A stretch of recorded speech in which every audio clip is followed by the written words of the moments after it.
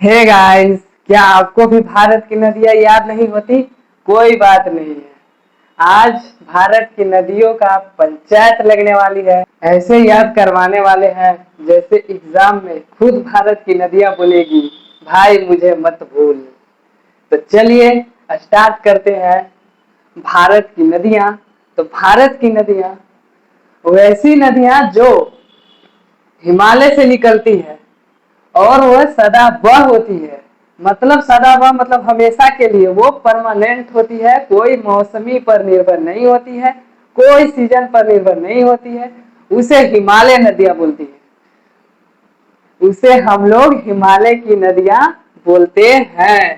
तो हिमालय नदियां कौन कौन होते हैं, चलिए एक बार देख लेते हैं। गंगा, सबसे पहले हम लोग पढ़ेंगे गंगा नदी। फिर सेकेंड में है ब्रह्मपुत्र नदी।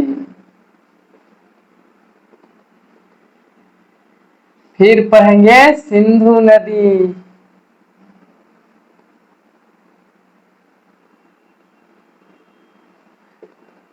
हाँ, तो ये हो गया हिमालय की नदियां।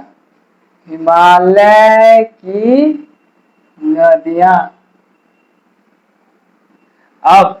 अब ये देखिए प्रायद्वीपीय नदियां।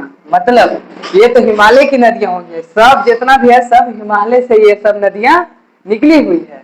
अब पढ़ेंगे प्रायद्वीपीय नदी। तो प्रायद्वीपीय नदी इधर होता है, वो मौसम पर निर्भर है। बरसात का मौसम आएगा तब पानी बहेगा, पूरा डूबल रहेगा ये सब। मतलब कि ये सीजन पर निर्भर होती है और ये सिर्फ उसी समय वर्षा होती है जिस समय ये सीजन होता है। जैसे कि बरसात के मौसम में इधर पूरा डूबल रहेगा, पहाड़ से नदियां निकली है, उसमें पूरा पानी भरा रहेगा। तो हो गया। चलिए अब स्टार्ट करते हैं गंगा नदी से। आज हम लोगों को गंगा नदी पढ़ना है। गंगा नदी कैसे निकलती है, कहाँ से निकलती है, कैसे कैसे होकर जाती है, कहाँ पर जाती है, ये सब को निपटाने वाले हैं। तो चलिए गंगा नदी को देखते हैं।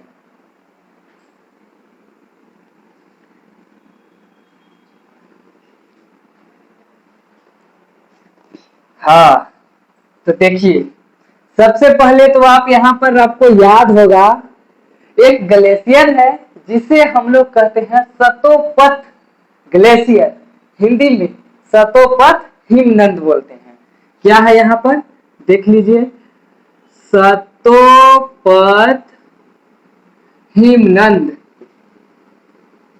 या सतोपथ ग्लेशियर। और यहाँ पर एक और है, नदी है, एक और ग्लेशियर है, नदी नहीं ग्लेशियर है। उस ग्लेशियर का नाम है गंगोत्री ग्लेशियर। ये देख लीजिए यहाँ पर लिख दे रहे हैं गंगोत्री ग्लेशियर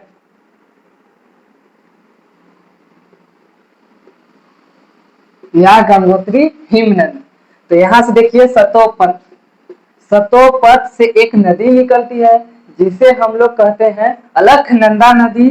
ये नदी ऐसे ऐसे ऐसे ये ऐसे होकर के यहाँ पर आती है और यहाँ पर से गंगोत्री ग्लेशियर से निकलती है भागीरथी नदी। भागीरथी नदी यहाँ से ऐसे आएगी, फिर यहाँ से ऐसे आएगी, ये सभी मिलते हैं देवप्रयाग पर। यहाँ से गंगोत्री ग्लेशियर से भागीरथी नदी और सतोपथ ग्लेशियर से अलकनंदा नदी, ये दोनों पर मिलते हैं देवप्रयाग में। ये दोनों मिलते हैं देवप्रयाग में। जब ये दोनों नदी देवप्रयाग में मिलते हैं तो यहाँ से इसका नाम पड़ता है गंगा नदी। तो यहीं से इसका नाम पड़ता है गंगा नदी। याद रखिएगा आप, जब अलकनंदा नदी और भागीरथी एक स्थान पर मिलते हैं, कहाँ मिलते हैं, देवप्रयाग में। ये मिलते हैं देवप्रयाग में और यहीं से इसका नाम पड़ता है गंगा नदी। और गंगा नदी जो है यहाँ से निकलने के बाद ये सब जो है घटना होती है उत्तराखंड में। ये उत्तराखंड से निकल करके फिर जाती है ये यूपी में। यूपी यानी उत्तर प्रदेश। उत्तर प्रदेश से होते हुए फिर बिहार में एंटर करेंगे। बिहार में फिर पहुंच करके ये तनी सा झारखंड में भी आती है, साहेबगंज। झारखंड के वो जिला है साहेबगंज जो सिर्फ गंगा नदी को कवर करती है। याद रखिएगा, आप आपसे पूछा जाएगा कि झारखंड में कौन से जिले में गंगा नदी प्रवाहित होती है, तो आपको बोलना होगा साहेबगंज, साहेबगंज जिला में। तो यहाँ पर ये देखिए, ये है ऐसे झारखंड है, ये बिहार है, ये यूपी है। ये देखिए, ये बिहार है, ये झारखंड है और ये यूपी है। तनी से आप यहाँ पर देखिएगा, ये है साहेबगंज और यहाँ से हो करके इधर बंगला में जाती है, बांग्लादेश में। और यहाँ से दो गो नदी निकल जाती है, यहाँ से दो गो मतलब दो भाग में बढ़ जाती है। एक का नाम होता है परमा और यहाँ पर से एक और होता है, उसका नाम होता है हुगली। यहाँ पर देखिए, ये है वेस्ट बंगाल। वेस्ट बंगाल में हुगली ऐसे ऐसे कलकत्ता पहुंच करके तब ये जाती है बंगाल के खाड़ी में। और ये जो परमा है, परमा ये है पर से ये बांग्लादेश से होते हुए बंगाल की खाड़ी में। ये सब क्या है? बंगाल की खाड़ी, बे ऑफ बंगाल। समझ गए? तो यहाँ से ये बंगाल की खाड़ी में गिर जाती है गंगा। कहाँ से? फिर से एक बार देख लीजिए, एकदम मैप को दिमाग में घुसा लीजिए, अच्छा से समझा दे रहे हैं। देखिए, पहले तो दो ग्लेशियर आपको याद नाम होना चाहिए, बिल्कुल होना चाहिए। देखिए, नहीं होगा तो हम करवा देंगे। कैसे होगा? गंगोत्री ग्लेशियर ये है गंगोत्री ग्लेशियर। गंगोत्री ग्लेशियर से निकलती है भागीरथी, भागीरथी नदी। गंगोत्री ग्लेशियर से निकलती है भागीरथी नदी और सतोपथ ग्लेशियर से निकलती है अलकनंदा नदी। ये है अलकनंदा नदी।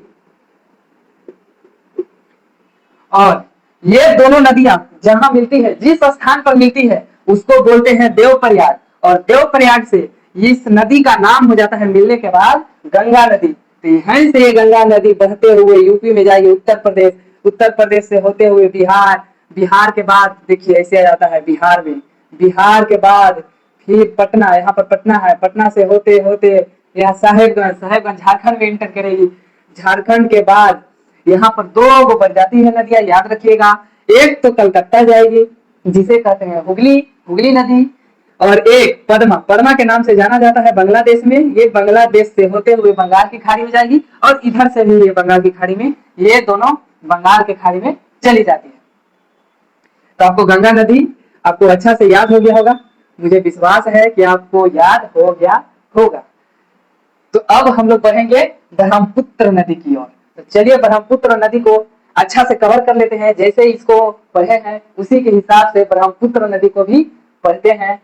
तो जय हिंद, जय भारत दोस्तों। अब इसको तो निपटा ही दिए हैं, अब ब्रह्मपुत्र को नेक्स्ट पार्ट में निपटाएंगे।